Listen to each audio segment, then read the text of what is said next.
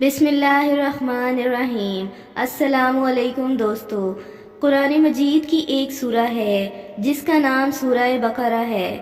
عربی میں گائے کو بقرہ کہتے ہیں۔ چونکہ اس سورت میں گائے کا ذکر ہے، اسی وجہ سے اس سورت کا نام بقرہ رکھا گیا ہے۔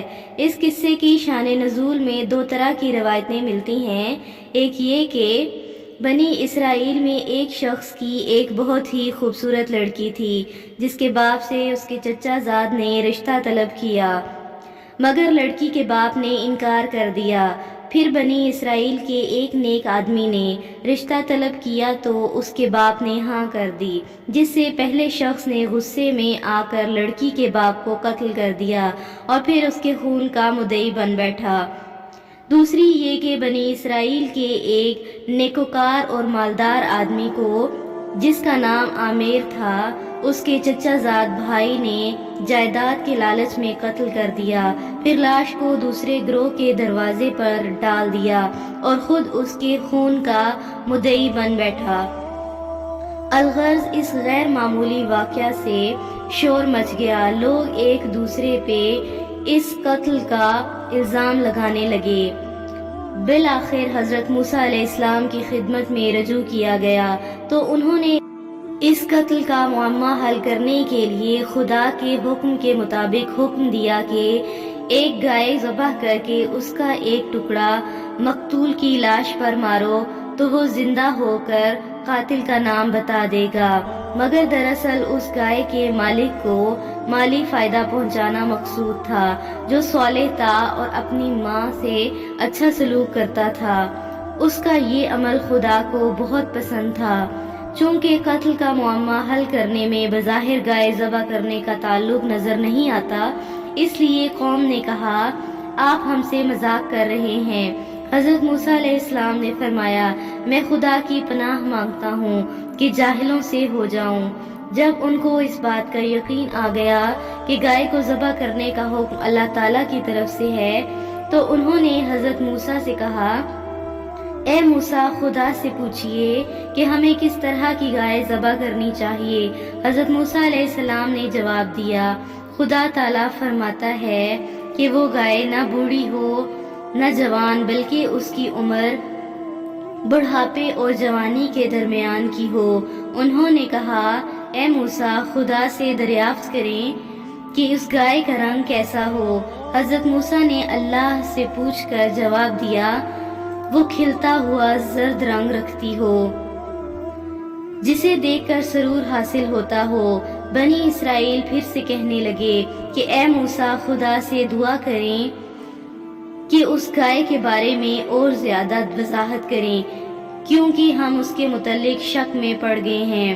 حضرت موسیٰ علیہ السلام نے کہا کہ خدا تعالیٰ فرماتا ہے وہ ایسی گائے ہے جو زمین میں ہل چلانے اور کنویں سے پانی نکالنے کے لیے نہیں پائی گئی ہے، وہ ہر حیوانی عیب سے پاک ہے اور اس کا پکا رنگ زرد ہے۔ انہوں نے کہا ہاں، اب آپ نے پوری بات بتا دی ہے۔ پھر وہ ایسی گائے کی تلاش کرنے لگے اور ان تمام خصوصیات کی گائے بنی اسرائیل کے اس نوجوان کے پاس تھی جس کے بارے میں شروع میں ذکر کیا گیا کہ وہ اپنے ماں باپ کا بہت فرما بردار تھا اور اس کی ایک نیکی کی وجہ سے اللہ تعالیٰ نے اس کو فائدہ پہنچانے کا فیصلہ کیا۔ اس کا واقعہ کچھ یوں ہے کہ بنی اسرائیل کا ایک نیک شخص تھا جس کا صرف ایک ہی لڑکا تھا۔ اس کی ایک گائے کی بچڑی تھی، وہ اسے ایک جنگل میں لے آیا اور کہا اے اللہ، میں یہ گائے کی بچڑی تیرے پاس اپنے بیٹے کے لیے بدیت رکھتا ہوں حتیٰ کہ یہ بڑی ہو جائے۔ وہ شخص مر گیا اور وہ بچڑی جوان ہو گئی۔ جب وہ کسی شخص کو دیکھتی تو بھاگ جاتی۔ جب بچہ بڑا ہوا تو وہ اپنی والدہ کا بہت زیادہ اطاعت گزار تھا۔ اس نے رات کو 3 حصوں میں تقسیم کر رکھا تھا، ایک حصہ میں نوافل ادا کرتا، ایک حصہ میں سوتا اور رات کا ایک حصہ اپنی والدہ کے سرہانے بیٹھتا۔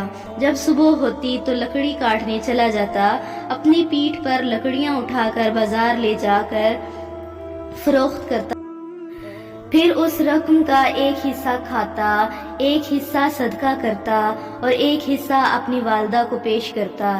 ایک دن اسے ماں نے بتایا کہ تیرے باپ نے تیرے لیے فلاں جنگل میں ایک گائے اللہ تعالیٰ کے سپرد کی تھی، وہاں جا کر حضرت ابراہیم، حضرت اسماعیل اور حضرت اسحاق علیہ السلام کو پکارو تو وہ گائے تمہیں واپس کر دی جائے گی، اور اس کی علامت یہ ہے کہ جب تو اسے دیکھے گا تو یوں محسوس ہوگا کہ اس کی جلد سے سورج کی شعاعیں نکل رہی ہوں۔ اس گائے کی خوبصورتی اور سنہری رنگ کی وجہ سے اسے مذہبہ کہا جاتا تھا۔ وہ نوجوان جنگل میں آیا، اس نے دیکھا کہ گائے چر رہی ہے، اس نے آواز دی اور کہا، میں حضرت ابراہیم، حضرت اسماعیل، حضرت اسحاق اور حضرت یعقوب علیہ السلام کے خدا کے ذریعے تیرا طلبگار ہوں۔ تو وہ گائے دوڑ کر آئی اور اس نوجوان کے سامنے کھڑی ہو گئی۔ وہ اس کی گردن سے پکڑ کر کھینچنے لگا تو وہ گائے اللہ تعالیٰ کے حکم سے کلام کرنے لگی اور کہنے لگی، اے اپنی والدہ کے اطاعت گزار بندے، تو مجھ پر سوار ہو جا، تیرے لیے آسانی ہوگی۔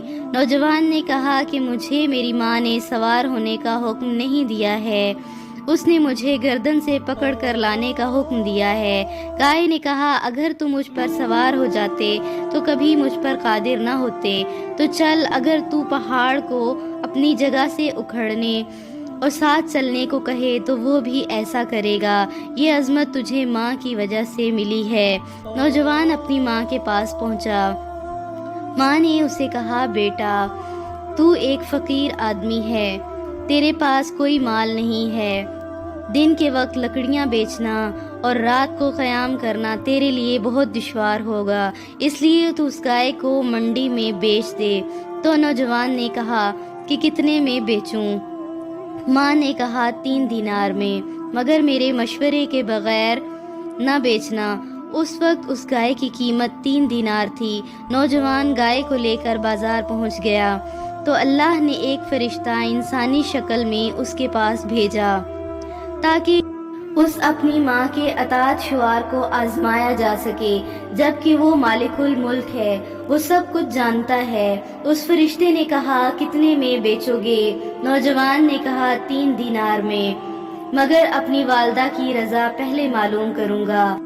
فرشتے نے کہا کہ یہ 6 دینار لے لو، مگر اپنی والدہ سے مشورہ نہ کرو۔ نوجوان نے کہا، اگر تم مجھے اس گائے کے وزن کے برابر سونا دو تو تب بھی میں اپنی والدہ کی رضا کے بغیر نہیں بیچوں گا۔ وہ ماں کے پاس گیا اور اسے اس سودے کی خبر دی۔ ماں نے کہا کہ جاؤ اور 6 دینار میں بیچو، مگر میری رضا کی شرط کے ساتھ۔ نوجوان منڈی میں آیا، وہ فرشتہ بھی آ گیا۔ فرشتے نے کہا کہ ماں سے مشورہ کر لیا ہے۔ نوجوان نے کہا کہ ماں نے مجھے 6 دینار میں فروخت کرنے کا حکم دیا ہے، مگر اس کی رضا اور مشورہ ضروری ہے۔ فرشتے نے کہا کہ میں تجھے 12 دینار دیتا ہوں، مگر بغیر ماں کی شرط اور رضا کے۔ نوجوان نے انکار کر دیا۔ وہ پھر اپنی ماں کے پاس پہنچ گیا اور اس صورتحال سے آگاہ کیا۔ ماں نے کہا، بیٹا، وہ فرشتہ ہے جو تیرے پاس انسانی شکل میں آتا ہے تاکہ تیرا امتحان لے۔ اب جب وہ فرشتہ آئے تو پوچھنا کہ میں گائے فروخت کروں یا نہ کروں۔ فرشتہ آیا تو اس نے پوچھا تو فرشتے نے کہا، اپنی ماں کو کہو کہ یہ گائے اپنے پاس رکھیں، موسیٰ بن عمران تم سے یہ گائے ایک مقتول کے لیے لے لیں گے جو بنی اسرائیل میں قتل ہوگا، اور اسے فروخت نہ کرنا مگر اس کے بدلے اس کی کھال بھر کر سونا لینا۔ انہوں نے ایسا ہی کیا۔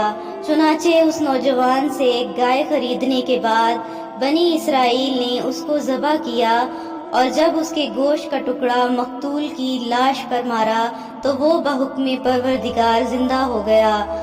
اور جب اس سے پوچھا گیا کہ تجھے کس نے قتل کیا تو اس نے اپنے چچا زاد کا نام بتایا جو اسی کے خون کا مدعی بنا بیٹھا تھا، اور کہا، جن کو میرے قتل کا ذمہ دار ٹھہرایا جا رہا ہے وہ بے قصور ہیں، چنانچہ اصلی قاتل کو قتل کر دیا گیا۔ امید ہے آج کی ویڈیو آپ کو پسند آئی ہوگی۔ مزید اچھی ویڈیو کے لیے ہمارے چینل کو سبسکرائب کریں۔ اللہ حافظ۔